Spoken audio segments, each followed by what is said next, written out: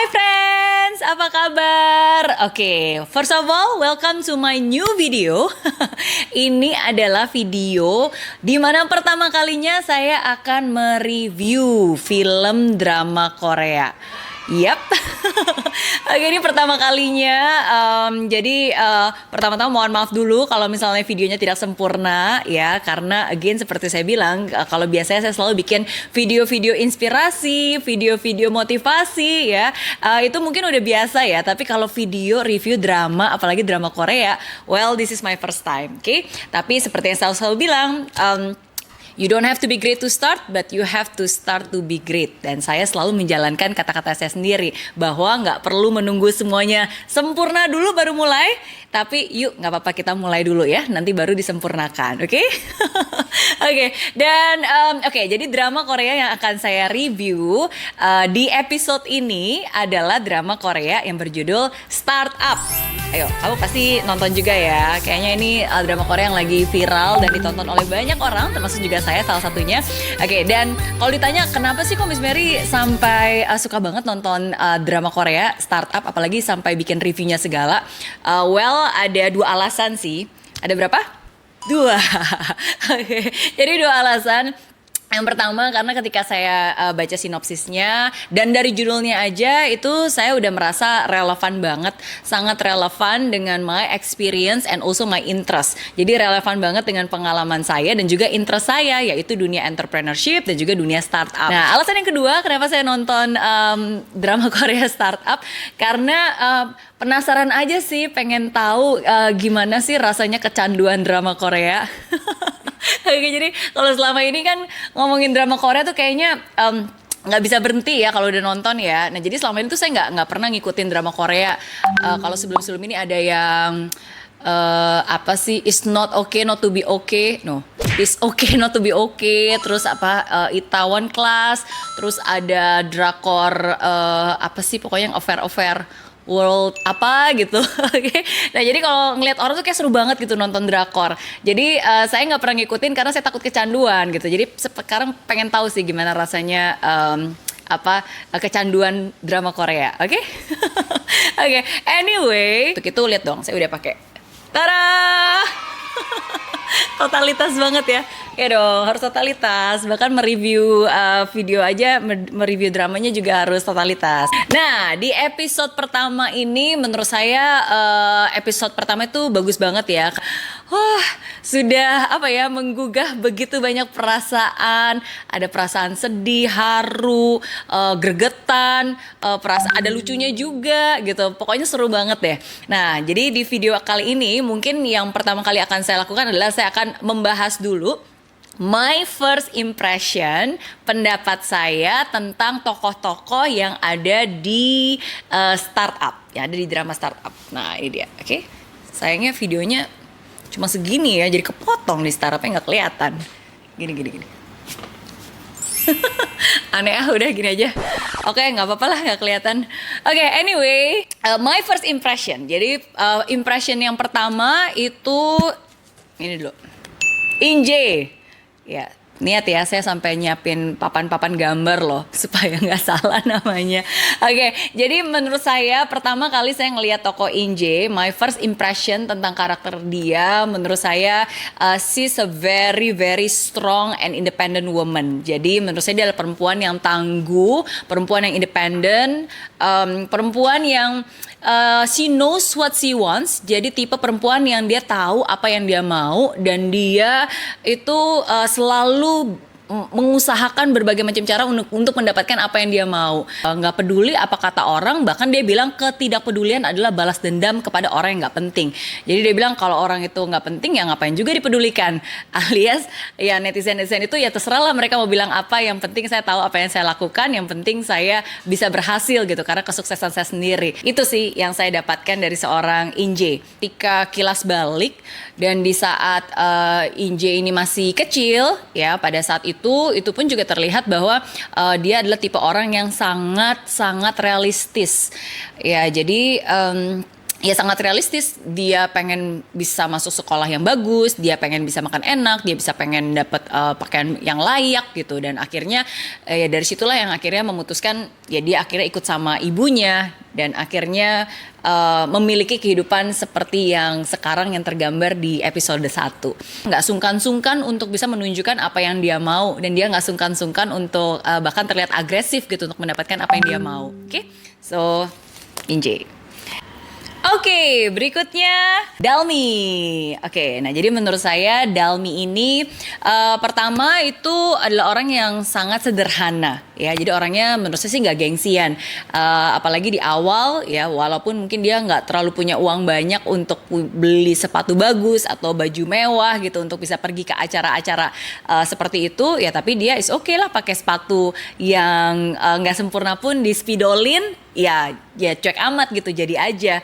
Dan itu sangat mengingatkan saya sih akan masa-masa di awal ketika saya memulai entrepreneurship saya juga. Saya juga bukan orang yang menjaga penampilan pada saat itu, dan jangankan itu nggak punya uang juga gitu untuk bisa beli baju bagus, sepatu bagus. Jadi pernah juga sih ngalamin seperti yang kayak Dalmi ya, yaitu nyepidolin sepatu-sepatu biar kelihatan oke daripada yang udah comel-comel. Nggak boleh gengsian. Oke, sometimes kesederhanaan itu juga penting sih, daripada kita sok keren, kelihatan keren, tapi sebenarnya kere. Dan itu adalah kere plus N yang ngutang, ya kan? Jangan sampai keren tapi sebenarnya kere, dan kerennya cuma gara-gara ngutang. Oke? No, it's okay, biarin lah pakai sepatu spidol-spidol, yang penting uang sendiri, yang penting lunas. Oke, oke, kok jadi side track ya? Oke, anyway, selain sederhana, menurut saya of course namanya juga tokoh utama ya. Jadi Dalmi ini pasti terlihat sangat baik hati, sangat positif, sangat ceria. Nah, tapi walaupun dia termasuk perempuan yang baik hati, bukan berarti dia bisa bisa dilecehkan begitu saja. Pokoknya kalau itu sudah menyinggung tentang orang-orang yang dia cintai, apalagi tentang ayahnya, ya dia tidak akan membiarkan harga dirinya diinjak-injak begitu saja. Jadi walaupun pada saat itu harus berbohong, walaupun saat itu harus terlihat keren, ya dia akan lakukan hal itu ya, karena again when it's already reach her hot button, ya dia pasti akan melakukan hal-hal yang mungkin di luar dari karakternya dia, personality-nya dia. Oke, nah jadi itu sih my first impression about Dalmi. Oke, lanjut. Oke, terus my first impression tentang ini dong, harus Ji Pyong. Yeay. Bakal lama nih kalau ngomongin ini. Oke, jadi untuk Ji Pyong, menurut saya Ji Pyong itu pas lagi muda udah kelihatan sih tanda-tanda gantengnya.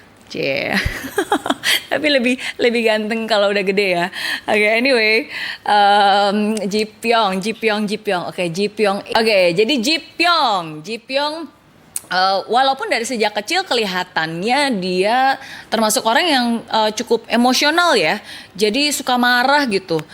Apalagi kalau misalnya lagi ditolong. Contohnya ketika neneknya berusaha nolong dia pun juga ego. No, saya nggak butuh bantuan kamu gitu kan. Apalagi ketika dia mencurigai bahwa neneknya memberikan uangnya dia kepada anaknya.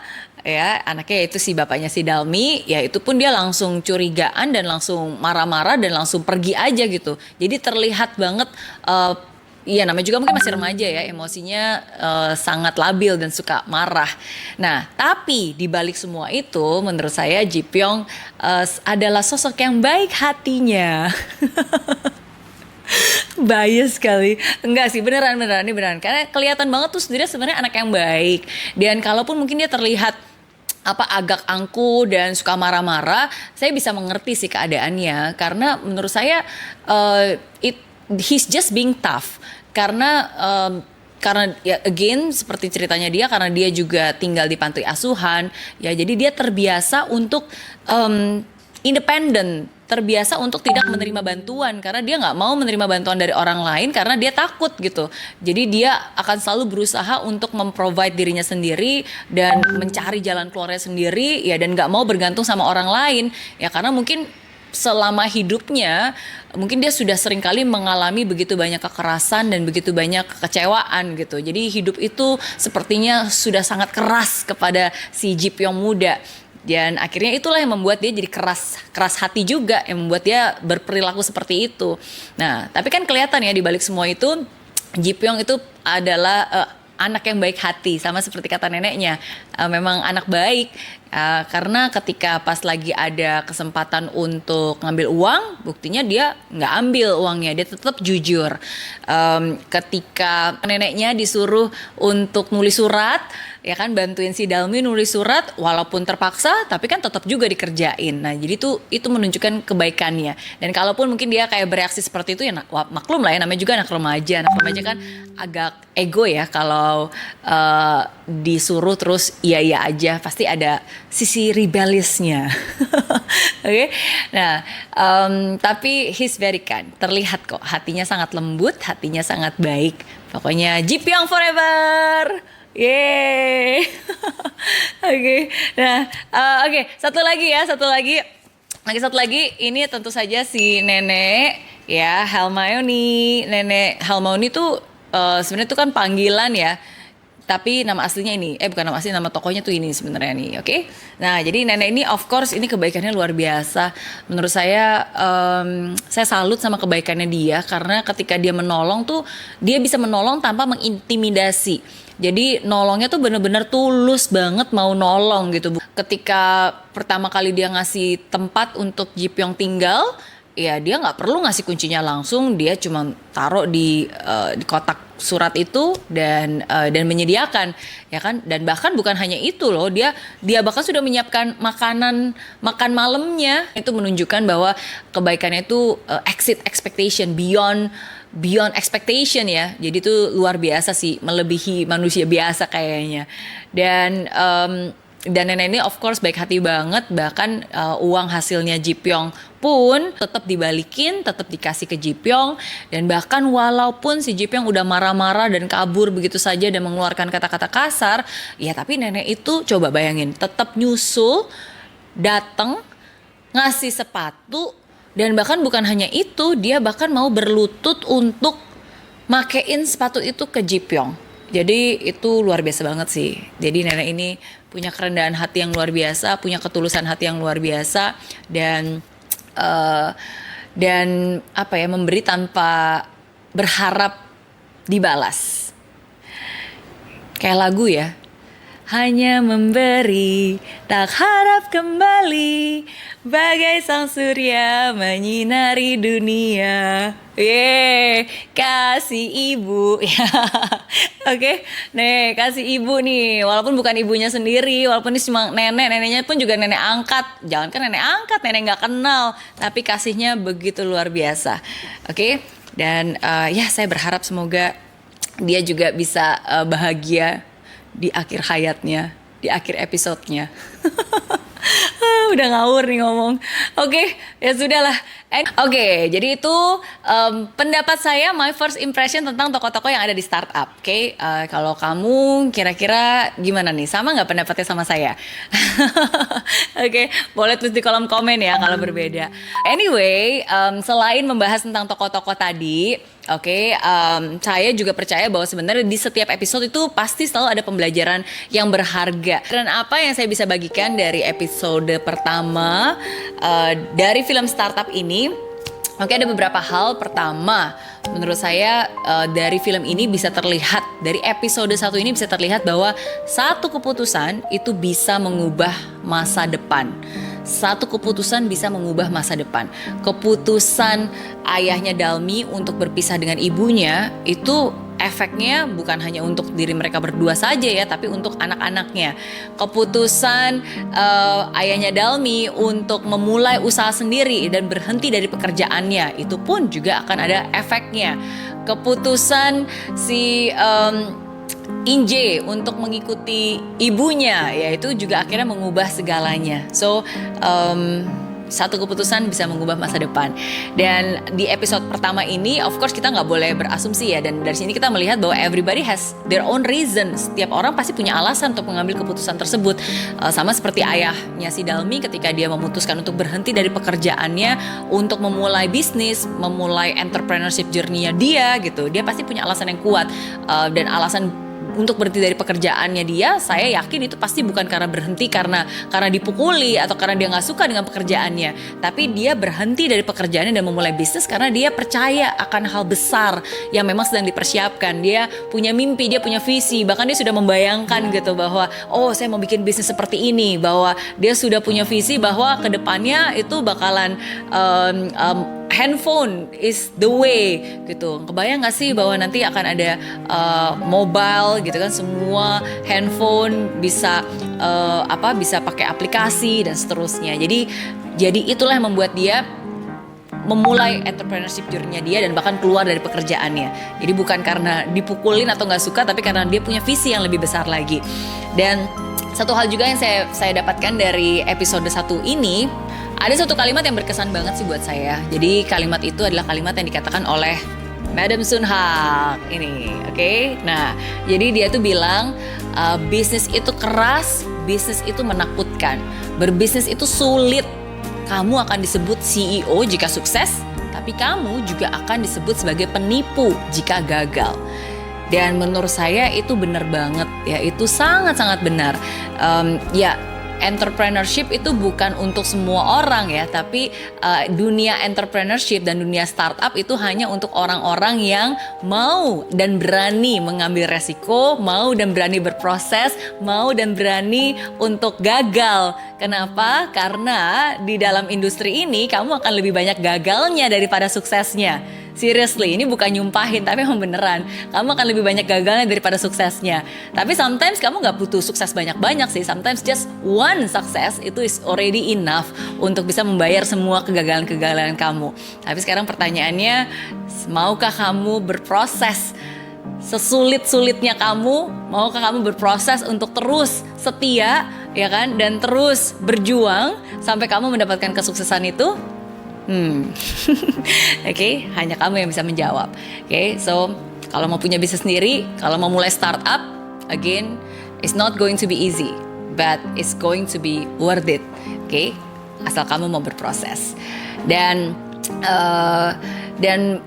tadi saya bilang episode 1 itu juga menguras banyak banget emosi. Ya termasuk juga bapaknya ya, bayangin bapaknya udah harus meninggal di episode pertama. Walaupun udah kebayang sih dari sejak pertama kali dia ketabrak mobil gitu, saya udah pikir waduh ini kayaknya bakalan mati nih bentar lagi. Kayaknya nggak bakal lama hidupnya, either dia mati, either dia meninggal, atau nggak mungkin dia kayak stroke gitu, cacat jadi gagap gitu. Jadi bayangan saya seperti itu, dan ternyata walaupun disayangkan tapi ternyata beneran. Dan itu sedih banget sih momen ketika Dalmi harus berbicara untuk terakhir kalinya dengan ayahnya di telepon gitu. Jadi ayam goreng aja bisa bikin terharu. Yes. Tapi itulah sebuah drama ya. Kita tahu kan bahwa sesedih-sedihnya episode pertama, kita tahu bahwa masih ada episode selanjutnya. Sesedih-sedihnya episode pertama yang mengaduk perasaan, pasti masih ada episode 2, episode 3, episode 4 dan seterusnya gitu. Begitu juga dengan hidup. Ya kadang kita cuma melihat dari satu bagian aja, padahal kan ini masih berlanjut gitu. Jadi masih ada besok, masih ada lusa, masih ada bulan depan, masih ada tahun depan, masih ada banyak kesempatan di mana kita bisa merubah keadaan gitu. Jadi setuju banget seperti yang dikatakan juga di film Startup, bahwa setiap momen itu adalah anugerah, dan untuk itulah kita harus bertekad nggak akan mengisi masa kini dengan penyesalan lagi. Oke? We have to move on. Jadi kalau episode 1 berhenti di sini, it's okay, kita lanjut ke episode berikutnya. Oke? Keep the faith, keep believing. Dan seperti saya bilang, fight till the end and never give up. Sampai ketemu di episode 2. Bye. Eits, tunggu dulu. Jangan lupa untuk subscribe ya, dan klik link di bawah ini. Jangan lupa juga untuk klik tombol loncengnya. Oke? Terima kasih.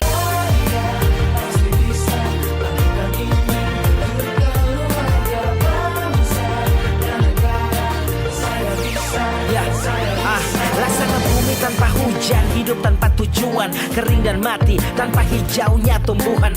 Demikian kalau mimpi tak kunjung terjadi,